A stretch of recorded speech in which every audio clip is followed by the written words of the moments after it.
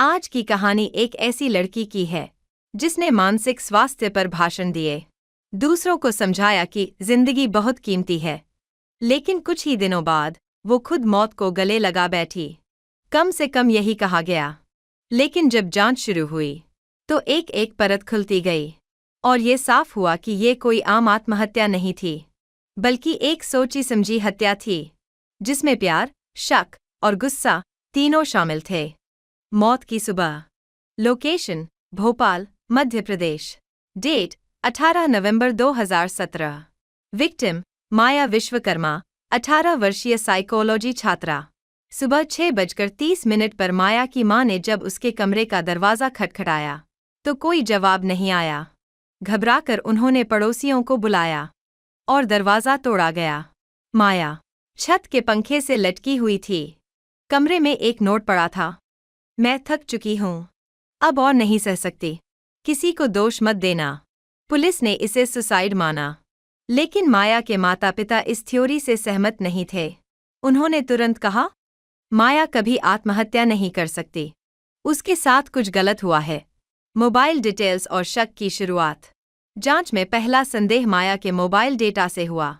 Postmortem report कहती है मौत रात 11 बजे से 1 बजे के बीच हुई, लेकिन माया की आखिरी मोबाइल एक्टिविटी रात 12:30 पर दर्ज हुई और उसकी लोकेशन थी कॉलेज परिसर के पास।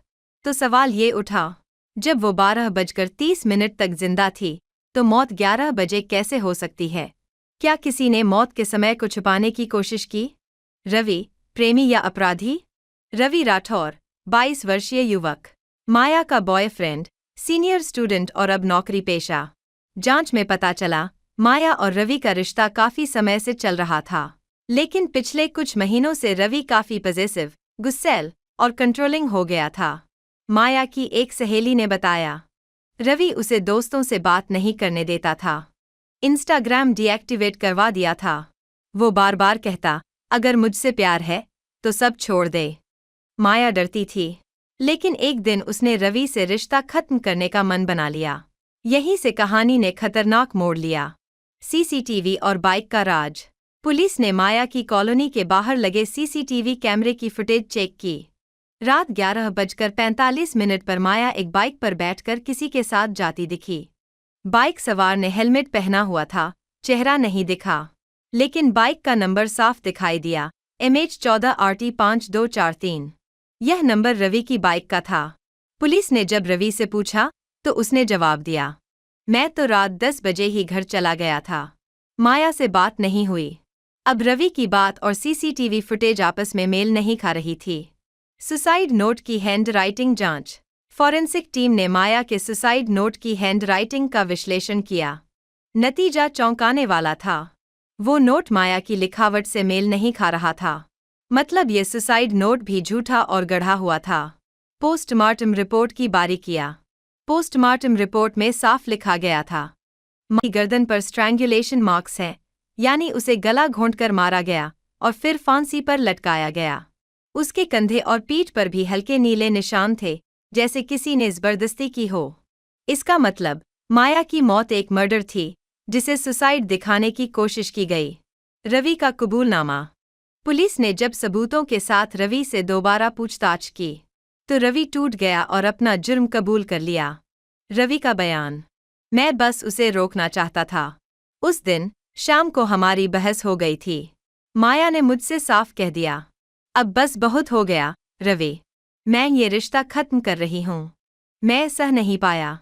मेरा दिमाग सुन्न हो गया था। एकदम से, जैसे दिल में किसी ने छुरा घोंप दिया हो। मैंने उससे कहा, तू मजाक कर रही है ना? लेकिन वो गुस्से में चिल्ला पड़ी, नहीं रवि, अब ये सब और नहीं। तू मुझे घुटन देता है। तेरा प्यार जहर बन गया है। मैं टूट गया था, अंदर से पागल हो रहा था। गुस्से में आकर मैंने उसका हाथ पकड़ा और जोर से झकझोरा। तू मुझसे दूर कैसे जा सकती है माया? उसने मुझे धक्का दिया और कहा, डोंट टच मी। उस वक्त न जाने क्या हुआ, मैंने उसे जोर से धक्का दे दिया। वो पीछे फिसली, दीवार से सिर टकराया और जमीन पर गिर पड़ी। सब कुछ बस कुछ सेकंड में हुआ। मैं भागा, उसे उठाया। वो बेहोश थी और शायद शायद मर चुकी थी। मुझे कुछ समझ नहीं आ रहा था। मैं डर गया था। पुलिस क्या कहेगी? उसके घरवाले मुझे क्या समझेंगे? मेरा करियर, मेरी इज्जत, सब खत्म हो जाती। उस वक्त मेरे दिमाग में बस एक ही ख्याल आया कि इसे आत्महत्या जैसा दिखाया जाए ताकि मैं बच सकूं। मैंने माया की बॉडी को खींचकर उसके कमरे में लाया, उसके दुपट्टे से पंखे पर लटका दिया, फिर किचन से कागज और पेन लाया और एक सुसाइड नोट लिखा। मैं थक चुकी हूं, अब और नहीं सह सकती, किसी को दोष मत देना। मैंने उसकी हैंडराइटिंग की नकल करने की कोशिश की, लेकिन अब समझ आता है वो लिखावट मेल नहीं खा सकती थी। मैंने सब कुछ सेट किया, दरवाज़ा बंद किया और भाग निकला। मुझे लगा सब कुछ कवर हो गया, लेकिन नहीं हो पाया। सीसीटीवी, पोस्टमार्टम, सबने मेरी सच्चाई खोल दी। मैं सिर्फ उसे रोकना चाहता था, लेकिन मैंने उसकी जान ले ली। अब पुलिस के पास सब कुछ था, कबूलनामा, forensic report, call details, CCTV footage, court और इंसाफ की लड़ाई। 3 साल तक कोर्ट में केस चला।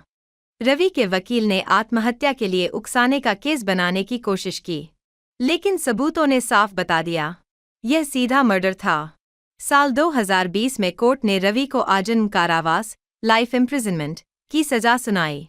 माया के माता पिता की आंखों से आंसू छलक पड़े, लेकिन उन आंसुओं में अब सिर्फ दर्द नहीं था, इंसाफ की चमक भी थी। मानसिक हिंसा और प्रेम के भ्रम। ये कहानी सिर्फ माया की नहीं थी, ये कहानी हर उस लड़की की है जो एक टॉक्सिक रिलेशनशिप में रहती है, जो प्यार के नाम पर सहती है, जो ये सोचती है कि शायद वो सुधर जाएगा, पर वो नहीं सुधरता, और कभी कभी मौत तक बात पहुंच जाती है। निष्कर्ष और संदेश। प्यार का मतलब भरोसा होता है, गला घोंटना नहीं। प्यार का मतलब सम्मान होता है, शक नहीं। अगर आप या आपका कोई जानने वाला किसी अब्यूजिव रिलेशनशिप में है तो मत रहिए। अवेयरनेस ही सुरक्षा है। साइलेंस कभी समाधान नहीं बनता। अगर इस कहानी ने आपको झकझोर दिया है तो कृपया इस वीडियो को लाइक करें, कमेंट करें और शेयर करें। ऐसी और सच्ची घटनाओं को जानने के लिए चैनल को सब्सक्राइब करना न भूलें। शायद आपके एक शेयर से कोई और माया बच जाए।